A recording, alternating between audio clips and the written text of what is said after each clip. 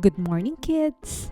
Today, we're going to learn about the months of the year. Are you ready? Let's start! January, January. February, February. March, March. April, April. May, May. June, June. July, July. August, August. September, September.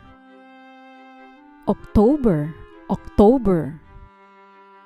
November, November. December, December. January, February, March, April, May, June, July, August, September, October, November, December. Please subscribe for more.